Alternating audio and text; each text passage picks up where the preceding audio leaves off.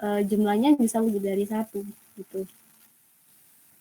Oke, bentar. Slide yang mana ya? Gitu deh. Nah, untuk deklarasi sendiri, deklarasi array sendiri itu caranya ini. Pertama itu tipe data, kayak kalau deklarasi variabel biasa gitu. Terus nama array-nya, sama ukuran array atau jumlah maksimal elemen yang bisa ditampung, yang ingin kalian tampung di array ini gitu. Jadi misal gini, kayak di contoh, dia tipe datanya integer. Terus nama variabelnya itu ARR dengan ukuran maksimal, jumlah elemen maksimal itu 5. Nah, ini itu ya, perlu diingat kalau tipe datanya itu harus sama. Jadi kalau dalam satu variabel array itu cuma apa ya? Ya kayak ini kayak ini integer ya integer aja gitu, gak bisa dia nyimpen char atau boolean gitu, nggak bisa. Oh ya, tapi seharusnya materi dosen udah itu ya. Udah sampai array belum? Kalau dari dosen. Sudah, Kak. Sudah, Kak. Kalau pointer udah di itu belum? Belum, Kak. Belum. Oh, oke. Karena bapaknya juga kayak lebih condong ke Java. Oke, ini aja deh. Ya nggak apa, aku jelasin dikit. Berarti udah pada tahu ya kalau gimana cara deklarasiin array. Terus untuk ini array 1 dimensi. Ya kita masih bahas array 1 dimensi. Ini cara deklarasinya, terus ini cara input nilainya. Bisa langsung dikasih di awal gini, atau bisa dengan c-in. Bisa langsung dikasih nilai tiap indeksnya gitu bisa, tapi satu-satu juga bisa kayak gini. Misal indeks ke 0 dia dikasih nilai 0, terus nanti indeks ke 1 dia dikasih nilai 2 gitu. Oke, terus itu deklarasi input. Terus cara outputnya ya ini, di output tiap indeksnya. Jadi nggak bisa kalau kalian cuma output ARR gitu, cout ARR gitu, nggak bisa nampilin semua isi itu. Malah dia itu nampilin kayak alamat memori gitu. Nah, terus ya karena kan ini array itu ada berapa indeks gitu ya. Jadi kalau mau nampilin semua misal dari indeks ke 0 sampai ke 1, kalian bisa pakai for loop. Ya, indeks ke 0 n adalah jumlah maksimal elemen. Jadi misal ya kalian itu deklarasi ARR 5 gini ya. Nah, ya emang benar jumlah bentar, ini INT misal. INT ARR 5. Emang jumlah elemen di dalam ARR ini ada 5, tapi indeksnya itu 0 sampai 4. Gitu. Nah, ini contoh kodenya. Ini kalau pakai yang itu langsung dikasih ini dikasih nilai gitu. Jadi caranya gini. Terus kalau ini yang ini tuh c-in pakai c-in dari input user. Aku udah buka ini belum? Ini show start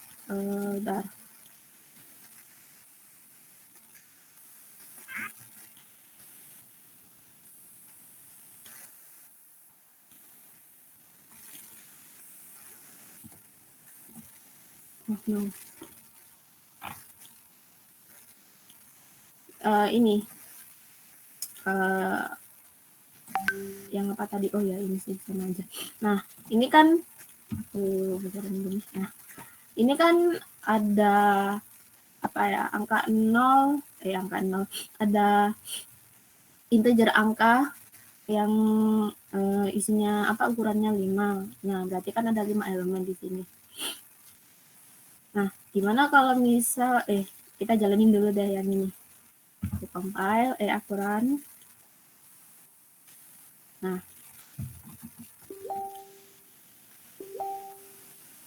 ini kan dia siat angka, terus oh ini yang bawah ini sih yang aku jelasin tadi itu nggak bisa cuma di list variabelnya, nanti keluar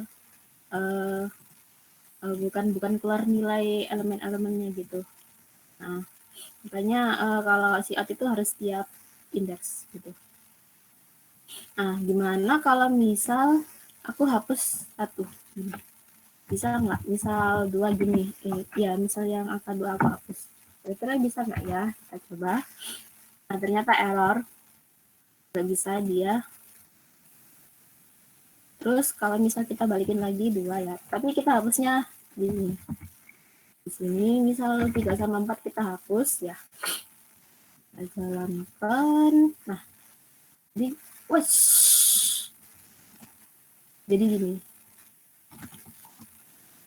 Kan ini indeks ke-0 sampai indeks ke-2 kan masih ada nilainya, dikasih nilai. Tapi indeks selanjutnya itu nilainya bakal 0. Nggak dideklarasikan.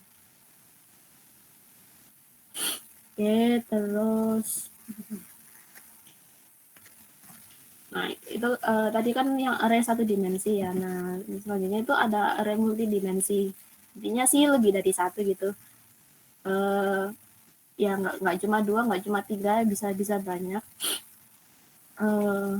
Tapi sejujurnya sih aku belum pernah bikin array di atas 2 dimensi. Nah, cara deklarasinya sama aja sih. Tipe data, terus nama array-nya, terus ini sebenarnya bukan baris kolom sih, biar gampang aja kayak apa ya. Kalau bikin matris gitu kan bacanya itu baris dulu baru kolom gitu. Bentar. Habis baterainya. Oke, terus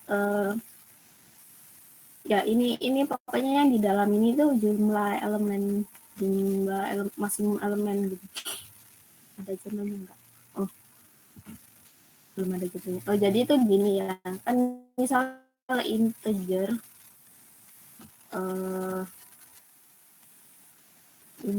var gitu deh, integer var, terus misal jumlah barisnya 2, jumlah kolomnya 3 gitu. Jadi ya gini, var 0,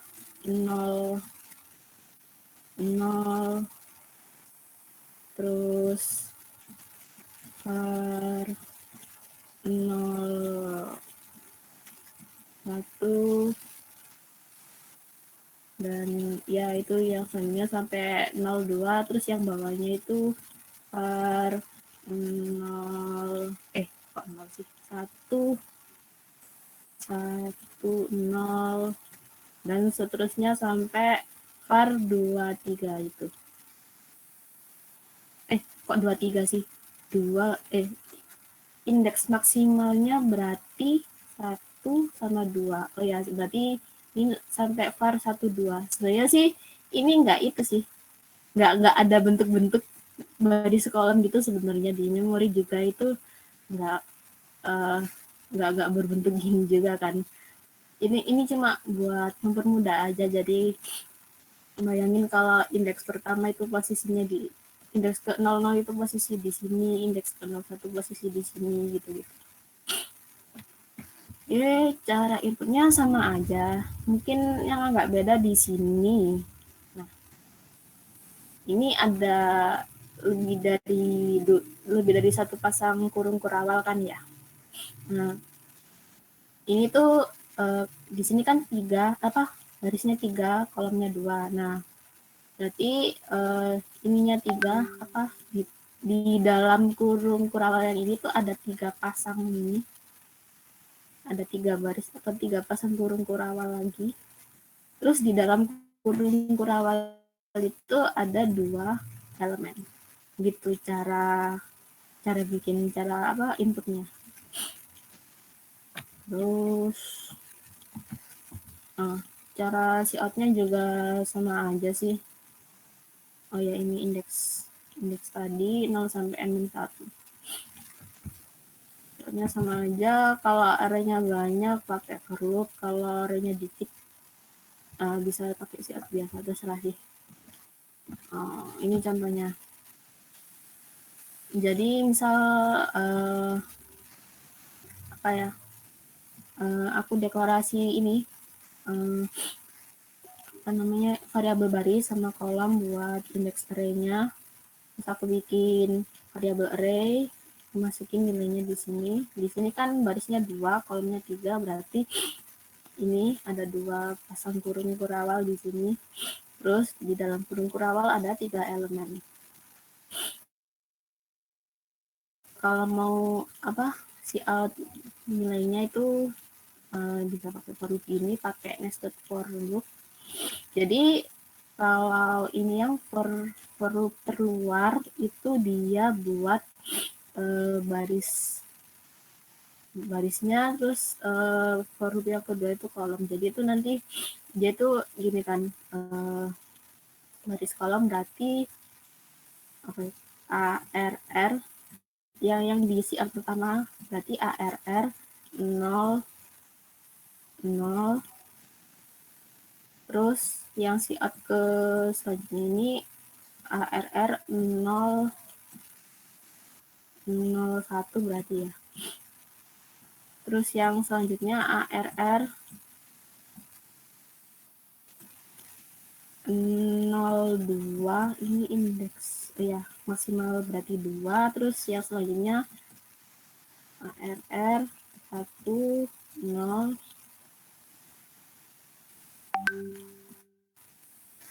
Dan seterusnya. Ini kalau kalian udah paham nested for ini sih. Jadi itu yang perulangan di dalam itu buat perulangan ini, perulangan si kolomnya yang indeks kedua, yang indeks ke kanan, yang indeks kanan ini. Terus baru yang for di atasnya itu yang terluar itu dia itu buat perulangan yang indeks di kiri ini. Gitu.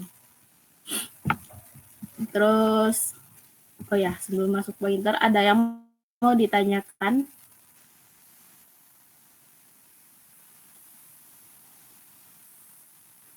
Kak, Ya. kalau indeks array-nya itu bisa kurang dari 0 nggak, Kak? Misalnya minus gitu, Kak. Apa emang harus mulai dari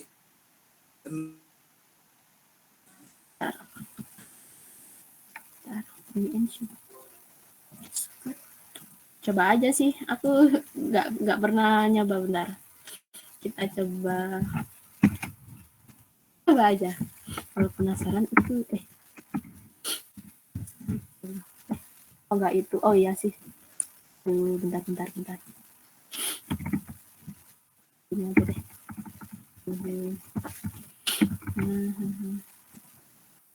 Sini. Coba kita deklarasi ya, misal integer di atas aja deh. Nah, integer misal A, integer A kita minus 1, bisa nggak ya? Kita compile. Nah, dia error. Jadi kesimpulannya nggak bisa. Gimana, apakah menjawab? Ya, oke, Kak. Oh ya, ini kayaknya aku kemarin kopas ini deh. Oh ya, ini yang tadi, yang array multidimensi, yang 2 dimensi ini. Coba kita jalankan dulu sebelum kita masuk ke pointer. Jadi ini tadi yang barisnya 2, kolomnya 3. Nah, jadi gini. Jadi baris ke-0 dia ini apa elemennya A, B, C, terus baris ke-1 elemennya D, E, F. Ini bentar. Sama nggak ya kemarin? Oh sama aja sih. Kalian bisa ketik di apa namanya di text editor masing-masing kalau mau nyoba, nanti aku upload materinya.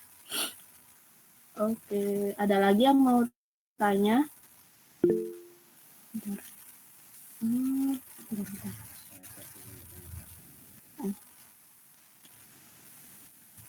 Tak kira anak. Izin bertanya kak. Oh, ada yang tanya? Ya. Fungsi sama tujuan dari array sendiri itu apa ya kak? Fungsi sama tujuan dari array. Aku tuh udah nyebutin nggak sih tadi? Nggak ada. Pertama sih gini ya. Ya itu tadi yang paling pertama aku sebut tadi itu kalau bikin variabel dengan tipe data yang sama biar nggak banyak-banyak gitu, kita pakai satu array gitu aja. Itu yang paling gampangnya. Terus ini sebenarnya lebih berhubungan ke ini sih. Nanti kalau kalian mata kuliah algoritma dan struktur data, jadi array ini adalah salah satu struktur datanya buat nyimpen gitu. Terus apa ya selain struktur data itu